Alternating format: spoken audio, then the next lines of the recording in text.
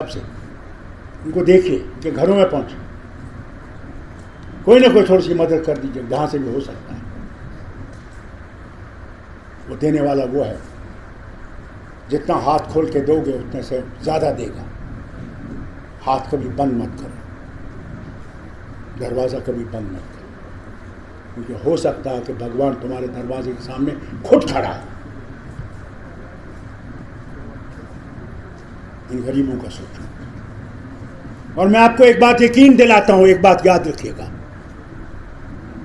अगर उसने हमें हुकूमत लाई, मैं वादा करता हूं आपसे कि 1 महीने के अंदर अंदर आपके मसले हल नहीं होंगे। फारूक अब्दुल्ला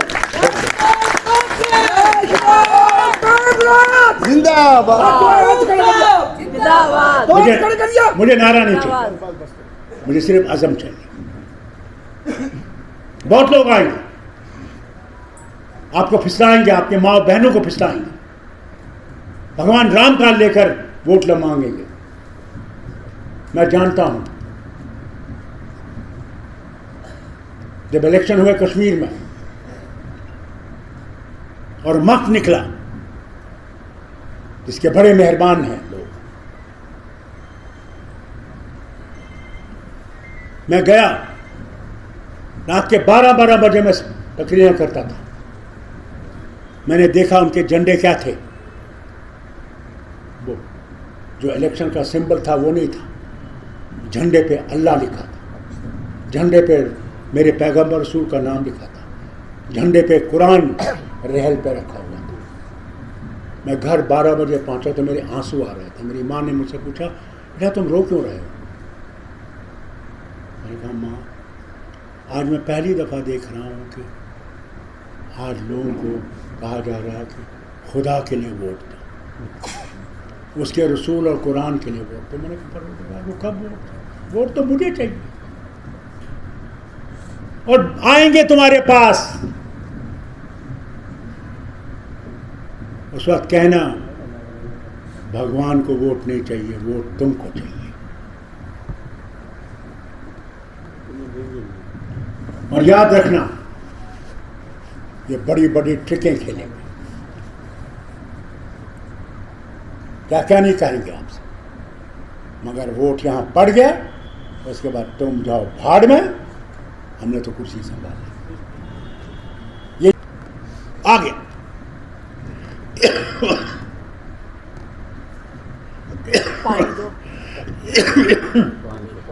नहीं, मुझे जुकाम हो गया था, नहीं आता तो लोग सारे कहते हैं फारूक अब्दुल्ला ने झूठ बोला है, नहीं आया।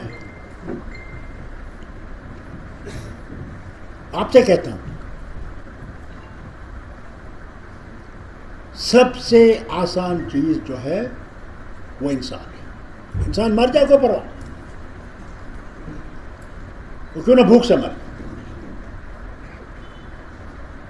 अंग्रेजों के जमाने में अब बांधते हैं, 1942 में 43 में बंगाल में जबरदस्त कहत आया, 3 मिलियन लोग मर गए हिंदुस्तान में। क्यों? क्योंकि हमारा राशन अंग्रेज ले जाता था अपनी फौज के लिए जो दूसरी जंग लड़ रहे थे। आज तो हमारा वतन है, आज तो हम हैं, हम मालिक हैं इस वतन के, और हमसे ही हाल कि हमारे मजदूर को जिंदा रहने के लिए ये भी नहीं सोचते हो कि कैसे जिंदा रहे इज्जत से। वो मेरा बंगला नहीं मांगता, वो मेरी गाड़ी नहीं मांगता, वो मेरी दौलत नहीं मांगता, वो कहता मुझे जीने के लिए दो, कि मैं इज्जत से जी सकूं, मैं चल सकूं, मेरे बच्चे पढ़ सकें, मेरे बच्चों का कुछ आगे कोई रास्ता निकले, मेरी बेटी का कोई रास्ता निकले। कोई नहीं सोचता। आज तो स्मार्ट सिटी,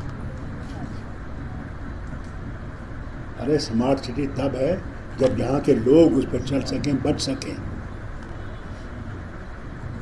उनके लिए तो सोचते ही मुझे तो तुम्हारे पास वक्त ही नहीं, तकरीरें बहुत मारते हो, रोज हमारे लीडर तकरीरें मारते हैं, ये कर देंगे वो कर देंगे। आज लोगों की हुकूमत नहीं है, दिल्ली की हुकूमत है। और यह हाल है दिल्ली की हुकूमत से होकर भी कि हमारे मजदूर का पैसा नहीं दे रहे हो, जबकि तुम कहते हो हम सबसे बड़े अमीर हैं, हमारा जीडीपी बढ़ रहा है। कहना चाहता हूं जहां स्टेज पे बैठे, तुम में से अगर कोई भी ये समझता है कि मैंने इलेक्शन लड़ना है, पहले अपने वार्ड में मुझे दिखाओ पर जीत कर कि तुम कोई वार्ड जीत सकते। नहीं तो कल नहीं कहना फारूक अब्दुल्ला हमें सीट दो, फारूक अब्दुल्ला आपको सीट देने के लिए तैयार नहीं है।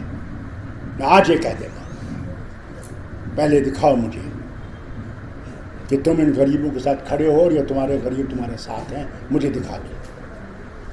और बेहतर है कि क्यों ना वो ना पढ़ाई क्यों ना हो, मगर लोग उसके साथ हों और वो लोगों के लिए आवाज बुलंद कर सके, उसको लाइए जो भगवान के सिवा किसी से नहीं डरे। याद रखना, जिंदगी और मौत सिर्फ उसके हाथ में है, जिंदगी और मौत किसी और के हाथ में नहीं है। बेहतर है कि सच बोलो और सच बोल के मरो, स्वर्ग मिलेगा। झूठ बोल के मरोगे तो नर्क में मरोगे। वहीं बैठो, हिम्मत करो। क्या है, हम कोई प्रोपेगेंडा नहीं करते हैं कि मुल्क के खिलाफ करेंगे, नहीं। हमने बसता मुल्क के साथ है, रहना इनके साथ, मरना इनके साथ। हमने चीन के साथ नहीं मरना, पाकिस्तान के साथ नहीं मरना, हमने भारत के साथ मरना। इसे हमारी आवाज सुनो, हमारे गरीब की आवाज सुनो, उसका हाल क्या है।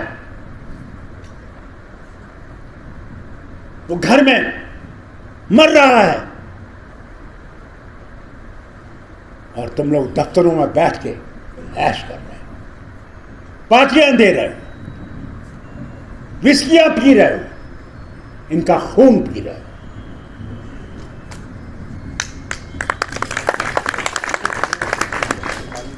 हिम्मत और उस पर भरोसा, उस भगवान पे भरोसा, उसके सिवा कुछ भी नहीं। वही था, वही है और वही रहेगा, बाकी सब मिट जाएगा। कहां है वो बड़े बड़े एम्पायर, ईरान, मिस्र, रोमा, सब मिट गए जहां से। कहां है आज बरतानिया का एम्पायर जो कहते थे कि सूरज हमारे ऊपर कभी उठ नहीं सकता, गरूब नहीं होगा। हुकूमत से होकर भी कि हमारे मजदूर का पैसा नहीं दे रहे हो, जबकि तुम कहते हो हम सबसे बड़े अमीर हैं, हमारा जीडीपी बढ़ रहा है, हम बहुत आगे चल दिए, हम तो अंतरिक्ष में पहुंच रहे हैं। अरे यार, तुम अंतरिक्ष में पहुंचो या ना पहुंचो, ये बेचारा तो जमीन दोष हो रहा है, ये तो मर रहा है, ये तो खुदकशी करेगा, तब क्या करोगे। अफसोस आता है, मुझे याद है किस तरह मुश्किल से यहाँ इंडस्ट्री लाई गई, क्योंकि ये बहुत पिछड़ा इलाका है, बहुत दूर है मरकज से, सारा सामान बाहर से आना है। इंडस्ट्री लगाई यहाँ। मुझे याद है जब इंदिरा गांधी जी हुकूमत में आई 80 में, तो उन दिनों में वो what was that fibre called, nylon fibre जो था, उसकी फैक्ट्रियां लगनी थी, 3 फैक्ट्रियां।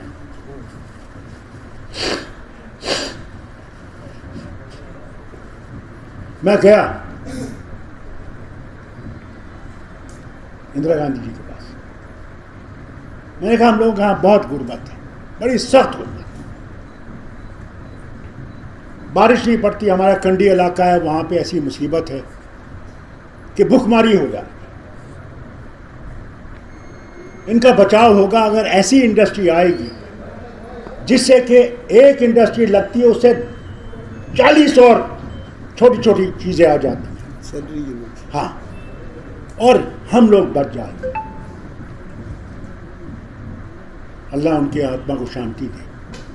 उन्होंने मुझसे कहा फारूक बिल्कुल सही है, मगर हमने 3 क्योंकि वक्त में वादा किया था, वो 3 लग जाए आपके यहाँ फिर लगाएंगे, फिर वो रहे नहीं, उनकी मृत्यु हो गई। मगर आज भी मुझे याद है वो उस वक्त कहती थी कि हम यहाँ भी लगाएं। स्कूटर इंडस्ट्री आई, मैं दौड़ गया कि भाई एक स्कूटर इंडस्ट्री यहाँ भी लगा दो। कि किसी तरीके से हम लोग, हमारे पास तो और कुछ है नहीं, न तेल है न गैस है। यहाँ पे जम्मू के करीब सुरेंद्र मैंने वो रशियन से देखा कि तेल चीनियों को दिखाने के लिए कि लद्दाख हमारा है।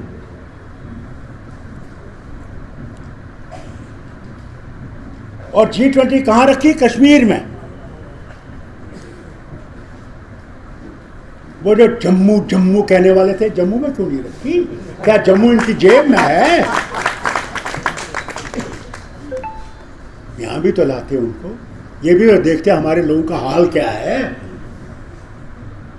आपकी स्मार्ट सिटी भी देख लेते, थोड़ा सा रघुनाथ मंदिर के भी दर्शन कर लेते तो क्या हो जाता।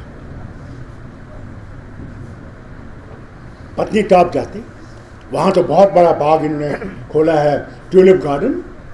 अरे ट्यूलिप गार्डन दिखा देते उनको, और तो कुछ नहीं दिखाते। मगर नहीं, और जम्मू के मेहरबान लीडर जम्मू जम्मू जम्मू, उनके मुंह पर ताला लगा। वो भी थोड़ी सी डोगरी सुनते, थोड़े से डोगरी गाने सुनाते उनको। वो सिपाहिया, क्या सिपाहिया डोगरिया क्या, हम भी देखते उनको नाचते हुए उनके साथ। क्या बात थी, उनको भी पता लगता कि भाई डोगरी भी एक जबान है और डोगरा भी एक इलाका है। उनको पता नहीं, जब वो तो जेल में है कि उसको तो हम तो कभी भी जीत सकते हैं। क्या बोल रहा है, राम खतरे में।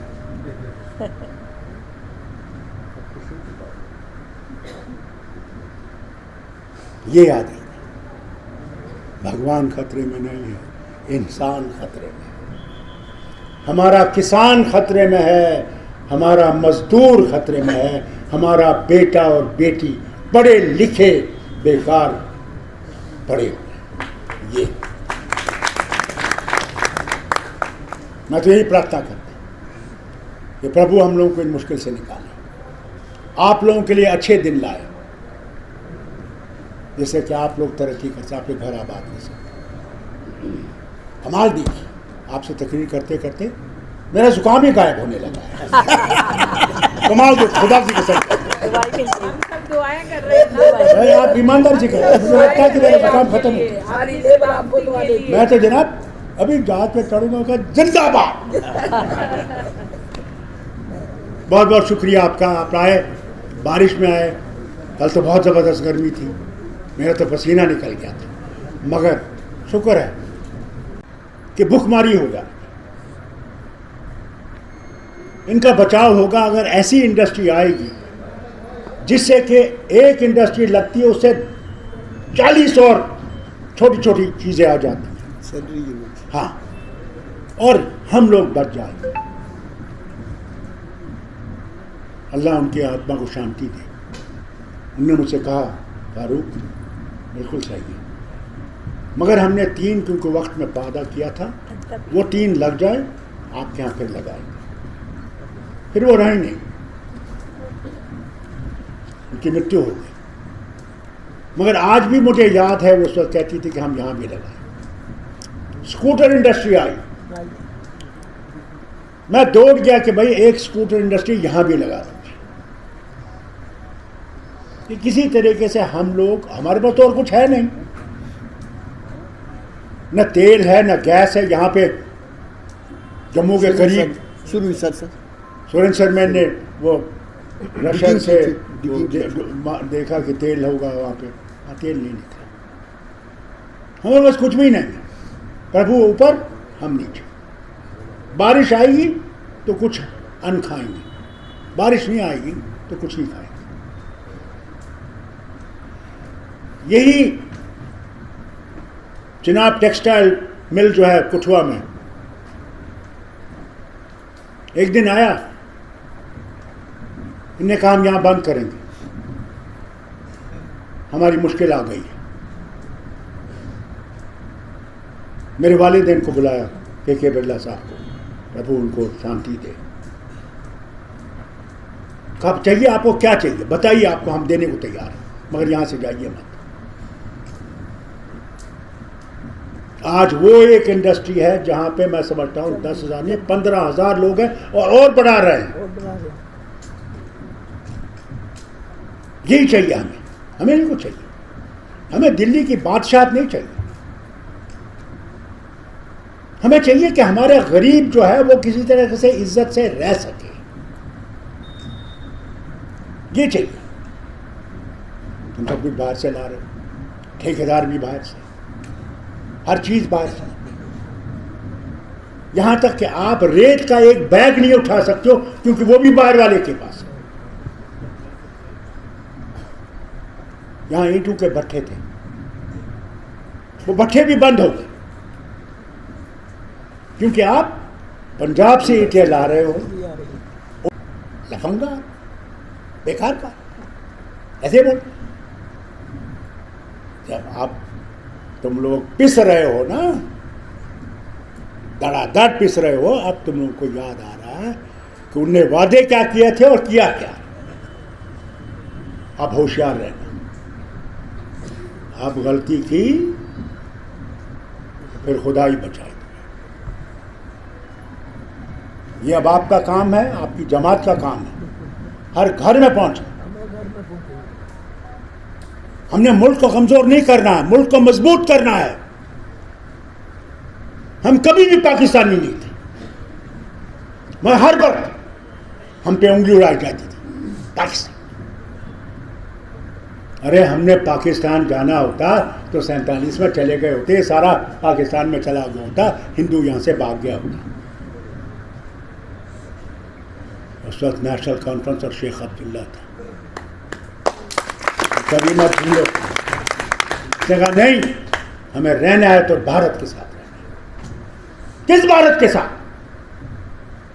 जिसमें सब बराबर है, कोई बड़ा नहीं, कोई छोटा नहीं, कोई धर्म ये नहीं, कोई धर्म वो नहीं, सब धर्म बराबर। उस भारत को मनाना है, उसमें कोई फर्क ना हो। तुम हिंदू हो, मुसलमान हो, सिख हो, ईसाई, कोई भी हो, तुम भारतीय। किसी के को हिम्मत नहीं होने से शक करने की कि तुम क्या।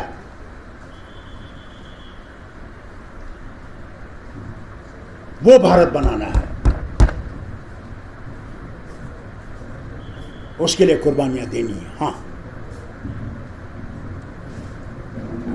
इसके डरना नहीं। बस आपस में मिलाप रखें, आपस में जोड़ रखें, आपस में ताउन रखें, एक दूसरे की मदद कीजिए, तब बनेगा। और उससे मांगिए, प्रभु हमारे गुनाहों को माफ़ कर, हम इंसान हैं, हमसे गलती हो सकती है, प्रभु हमारी गलतियों को माफ़ कर और हमें सही रास्ता दिखा कि हम आगे चल सकें, न सिर्फ रियासत को मजबूत कर सकें बल्कि भारत को मजबूत कर सकें। ये मांगिए।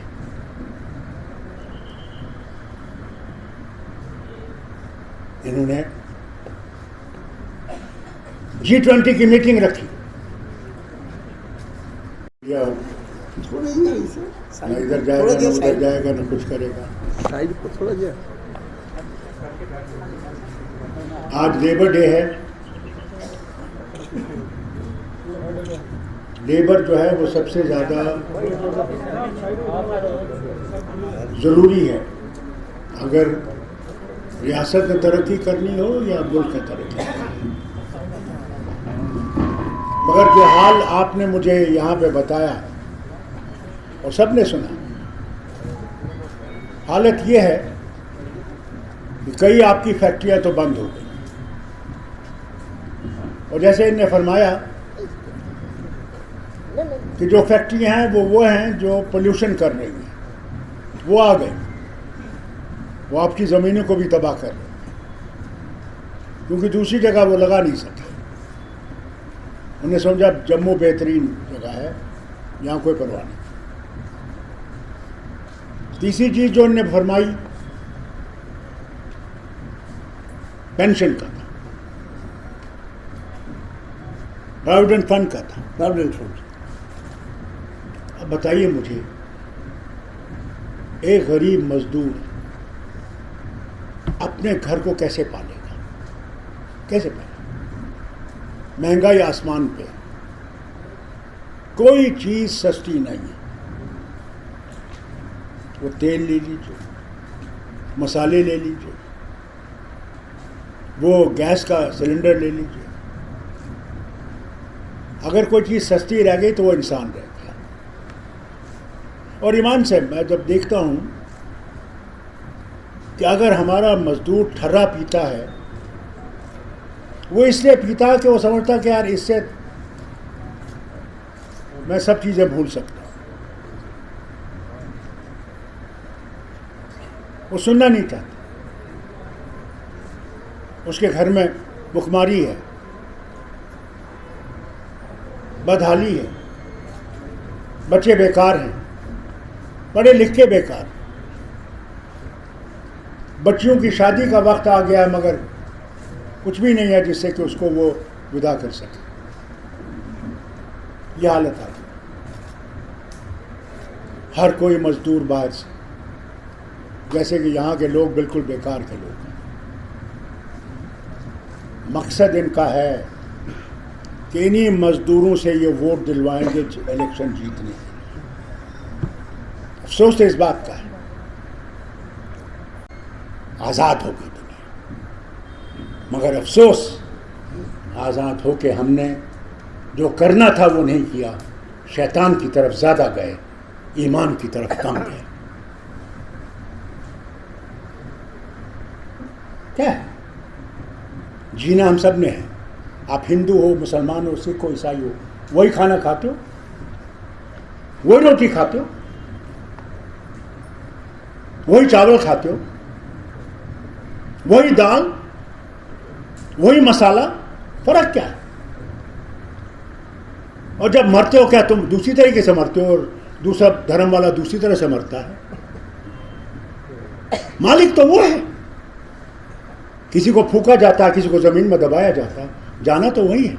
ये तो सब यहीं रह जाएगा। फिर डर किस बात का? इंसाफ करो, लोगों पे इंसाफ करो, इंसाफ करो, इंसाफ करो।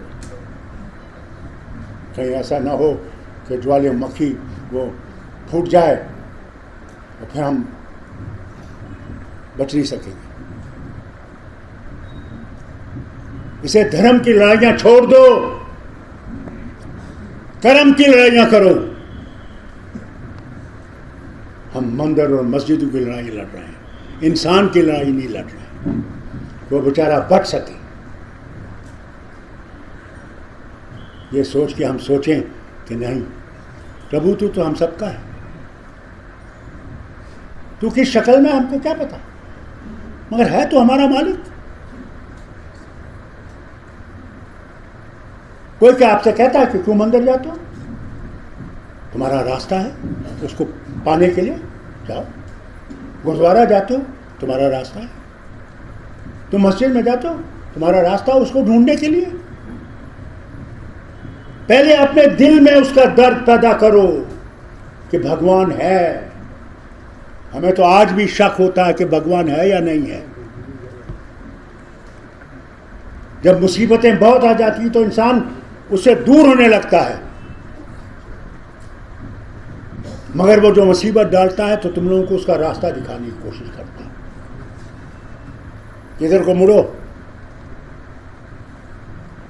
जब आग लगती है उस आग में वो भी मर जाता है, वो भी जल जाता है। जो भगवान को मानने वाला है वो भी जल जाता है, वो भगवान को मानने वाला है। अगर हम ये समझ जाएं कि हमें उसको अपने दिल, जब आग लगती है उस आग में वो भी मर जाता है, वो भी जल जाता है। जो भगवान को मानने वाला है वो भी जल जाता है, वो भगवान को मानने वाला है। अगर हम ये समझ जाएं कि हमें उसको अपने दिल में उतारना है, जिस दिन भगवान तुम्हारे दिल में उतारेगा तुम्हें किसी के लिए नफरत नहीं होगी, तो तुम समझोगे कि इसका भी वही भगवान, कोई फर्क नहीं। अगर उसने हम लोगों को अलग अलग बनाया होता तो हिंदू की तो 5 आंखें होती, सरदार की 6 होती, मुसलमान की 8 होती। मगर नहीं, उसने हम सबको बराबर बनाया, एक जैसा बनाया। हमने फर्क शुरू करना पड़ा कि हम, ये मुसलमान है, ये हिंदू है, ये सिख है, ईसाई, हमने करना है। अगर हमने अपने दुख दर्द को दूर करना है तो इकट्ठे हो जाओ, एक मुट्ठी बन जाओ। जिस दिन एक मुट्ठी बन जाओगे उस दिन तुम्हारी ताकत बनेगी। महात्मा गांधी के पास तोपें नहीं थी, महात्मा गांधी के पास फाइटर नहीं थे, महात्मा गांधी के पास एक आज़म था कि मैंने और हमारे लोगों ने अंग्रेजों को बाहर निकालना है, और सबको इकट्ठे किया। कोई फर्क नहीं की तुम कौन हो, तुम क्या हो, तुम किधर से हो, तुम्हारी जबान क्या है, तुम्हारी भाषा, तुम्हारा उथर कैसा है, क्या है, कुछ नहीं। खड़े हो गए, इनकलाब जिंदाबाद। मजदूर भाइयों, जिस दिन तुम लोग इकट्ठे हो जाओगे उस दिन मैं आपसे कहना चाहता हूं, ये जमीन कांपने लगेगी। अफसरों की तो बात कांपने लगेगी। आज देखो उन लड़कियों को जो जंतर मंतर में बैठी हुई हैं, क्योंकि उनकी इज्जत लूटी जा रही थी, खड़ी हो गई।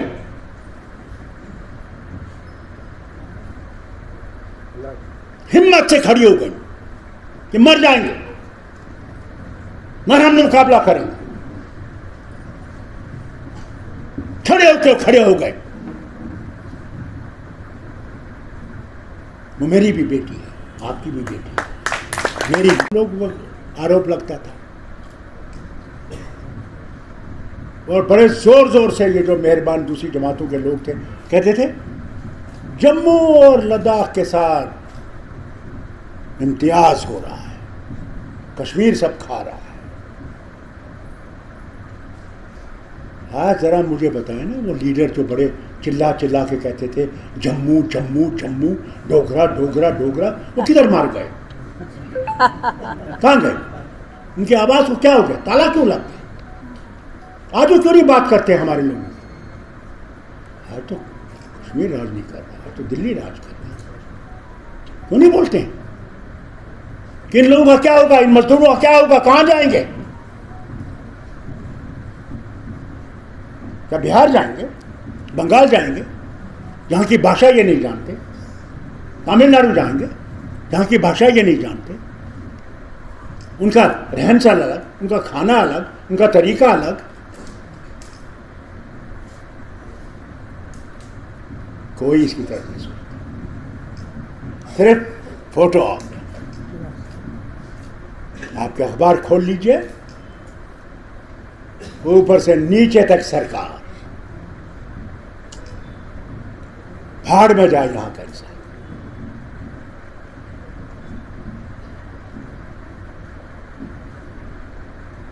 और यही तो मुसीबत है। और हम पे जैसा सांप लड़ गया है, बोलने के लिए तैयार और अखबार लिखने के लिए तैयार, क्योंकि इनको तो सीधा अंदर कर देंगे। इनको तो पहले सीआईडी में जाना पड़ता है कि हम ये लिखने वाले हैं, और अगर कहीं कुछ ये उधर को होगा कि खबरदार इधर आ जाओ, थाने में आ जाओ।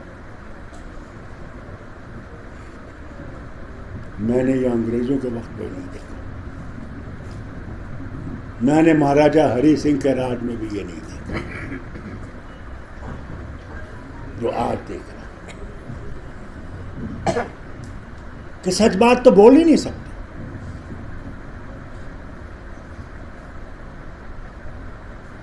क्या चाहिए? क्या जम्मू वाले पाकिस्तानी हैं, चीनी हैं, क्या है? कुर्बानियां दी हैं यहां के लोगों ने, तब तिरंगा लहरा रहा है। नहीं तो कब से तिरंगा मिट गया होता, मगर इनको इनकी कुर्बानी याद नहीं आई। मकसद इनका है कि इन्हीं मजदूरों से ये वोट दिलवाएंगे इलेक्शन जीतने। अफसोस तो इस बात का है। बहुत अच्छी चीज मुझे एक साहब ने भेजी, उसने कहा सियासतदान जो है, पॉलिटिशियन, सिर्फ इलेक्शन की सोचता है कि इलेक्शन कैसे जीतेगा, कितना झूठ बोल सकता है, कितना बेईमानी कह सकता है, कितने झांसे दे सकता है इलेक्शन जीतने के लिए। मगर लीडर जो है वो ये सोचता है कि मेरे बच्चों का और उन बच्चों का जो लोगों के हैं उनका क्या होगा, वो कैसे तरक्की करेंगे, कैसे वतन तरक्की करेगा। कोई नहीं सोचता कि मैं इलेक्शन जीतूंगा या नहीं जीतूंगा। उसका मकसद है कि हम लोग इज्जत से कैसे रह सकते हैं, कैसे तरक्की कर सकते हैं। हाल ये है हमारा। और कहीं सही कहा इन्होंने, पावर प्रोजेक्ट बन रहा है किश्तवाड़ में, मजदूर भाई से। क्या हमारे लोग इतने बेकार हैं, कुछ नहीं कर सकते? आपकी नेशनल हाईवे बन रही है, बाईपास बन रहा है, क्या उस पर हमारे लोग काम नहीं कर सकते? या जो स्मार्ट सिटी बन रही है आपकी, अल्लाह रहम करे स्मार्ट सिटी। मैं तो कान पकड़ता हूँ स्मार्ट सिटी जो इन्हें कश्मीर में भी बनाई है। हैरान होंगे आप, सड़कें छोटी हो रही हैं और फुटपाथ बड़े हो रहे हैं। कमाल ये देखिए, आज कौन चलता है मुझे ये बताइए। कितने लोगों को आपने देखा साइकिल चलाते हुए? अगर कोई चलता है तो ठंडी सड़क पे मैंने देखा लोगों को चलते हैं। या गांधी नगर में कोई पार्क है, पार्क में चलते, सड़क पे नहीं चलते। सड़क पे डर रहता है कि पता नहीं मोटरसाइकिलों पर चढ़ जाएगा, गाड़ी चढ़ जाएगी, टेम्पो चढ़ जाएगा। मगर हाल देखिए, और टाइलें लगाई जा रही हैं। वाह क्या बात है। कल यही टाइलें लोग उठा के घर ले जाएंगे, मैं आपको ईमानदारी से कहता हूं, देखना आप। अरे इस गरीब का तो सोचो, जिसके दम पे तुम हुकूमत बनाते हो, इस गरीब का सोचो। झांसा तो देते हो कि सच बात तो बोल ही नहीं सकते।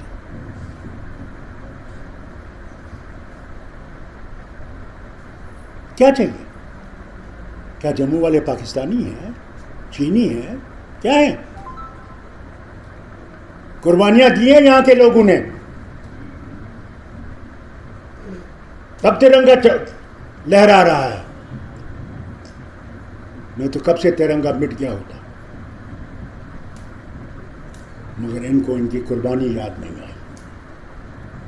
इस मजदूर ने घर छोड़ के वह फैक्ट्री चलाई, कुछ पैदा कर सके, भारत का नाम ऊंचा कर सके। पेंसिल फैक्ट्री आई थी, वो भी बंद। दो बंद हो गई हैं, एक चल रही है। मैं आपसे कहता हूँ एक चल रही है, एक चला रहे हैं, बाकी बंद। बाकी बंद हो गई। इसी तरह वो आपकी वो सोइंग मशीन वगैरह बनाते हैं, सिंगर वो अभी 100 आदमी से चला रहे हैं, 100 आदमी से, बाकी देखिए। सब गया। उनने पहले बंद कर दिया था। हाँ, 11 महीने बाद हमने मुकदमा कर फिर भीलवाड़ा सबसे बड़ी फर्क, बड़ी फर्क। कितने ही हमारे मजदूर उससे आबाद थे। हाँ, तो बस में कम से कम 400 मजदूर था, वो भी बंद हो गया। भैया मैं आपसे एक गुजारिश करूंगा, अब पंचायत इलेक्शन आने वाले हैं, उसके बाद डीडीसी इलेक्शन आने वाले हैं, वीडीसी इलेक्शन वाले आने हैं, लोकल बॉडी जो लोकल बॉडीज के इलेक्शन आने वाले हैं। मैं पहले इन लीडरों से कहना चाहता हूँ जहाँ स्टेज पे बैठे हुए, तुम में से अगर कोई भी ये समझता है कि मैंने इलेक्शन लड़ना है, पहले अपने वार्ड में मुझे दिखाओ आप पर जीत कर कि तुम कोई वार्ड जीत सकते। नहीं तो कल नहीं कहना फारूक अब्दुल्ला हमें सीट दो, फारूक अब्दुल्ला आपको सीट देने के लिए तैयार नहीं है।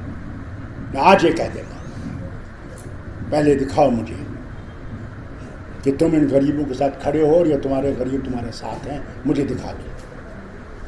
और बेहतर है कि क्यों ना वो ना पढ़ाई क्यों ना हो, मगर लोग उसके साथ हों और वो लोगों के लिए आवाज बुलंद कर सके, उसको लाइए जो भगवान के सिवा किसी से नहीं डरे। याद रखना, जिंदगी और मौत सिर्फ उसके हाथ में है, जिंदगी और मौत किसी और के हाथ में नहीं है। बेहतर है कि सच बोलो और सच बोल के मरो, स्वर्ग मिलेगा। और सबको इकट्ठे किया कि फर्क नहीं की तुम कौन हो, तुम क्या हो, तुम किधर से हो, तुम्हारी जबान क्या है, तुम्हारी भाषा, तुम्हारा उथर कैसा है, क्या है, कुछ नहीं। खड़े हो गए, इनकलाब जिंदाबाद। मजदूर भाइयों, जिस दिन तुम लोग इकट्ठे हो जाओगे उस दिन मैं आपसे कहना चाहता हूं, ये जमीन कांपने लगे। अफसरों की तो बात कांपने लगेगी। आज देखो उन लड़कियों को जो जंतर मंतर में बैठी हुई हैं, क्योंकि उनकी इज्जत लूटी जा रही थी, खड़ी हो गई।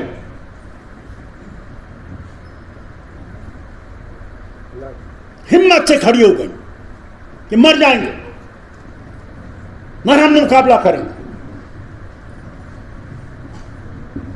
खड़े हो गए।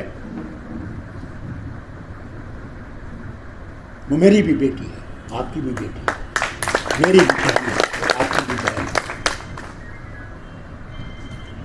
तब किसी ने नहीं सुनी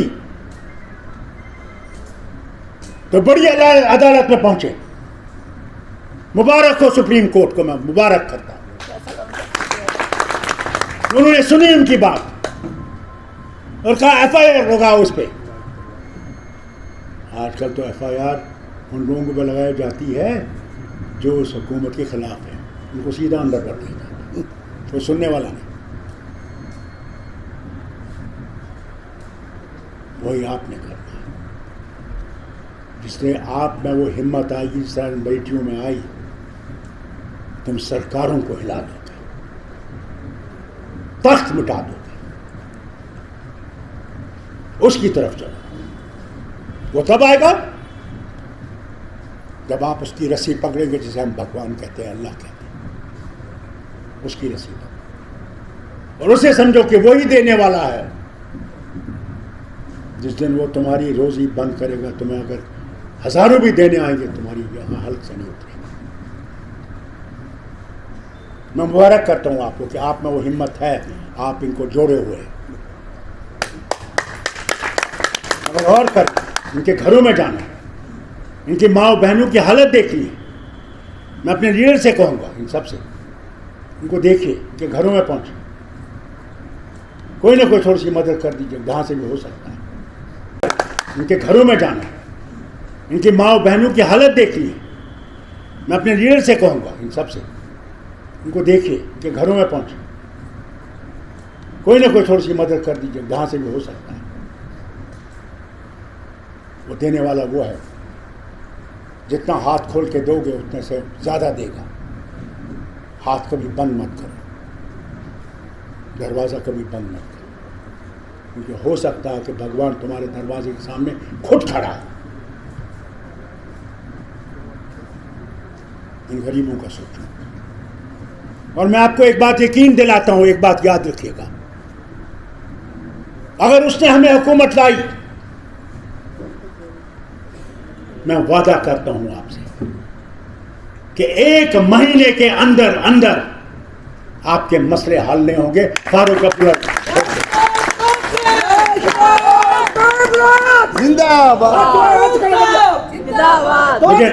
मुझे नारा नहीं चाहिए, मुझे सिर्फ अज़म चाहिए।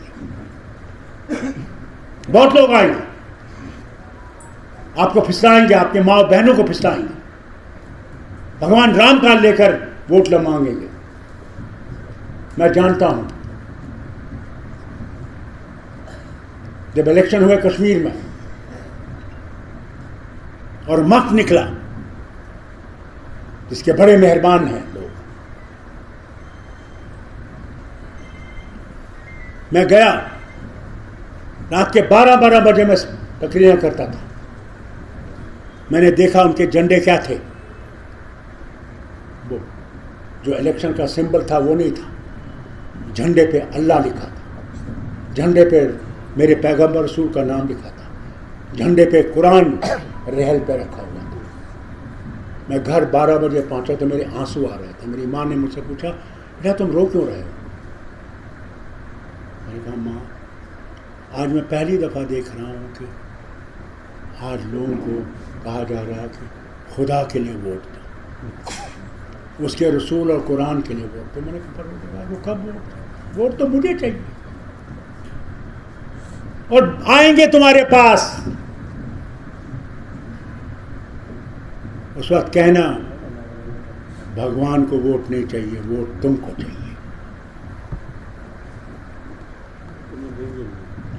और याद रखना, ये बड़ी बड़ी ट्रिकें खेलेंगे,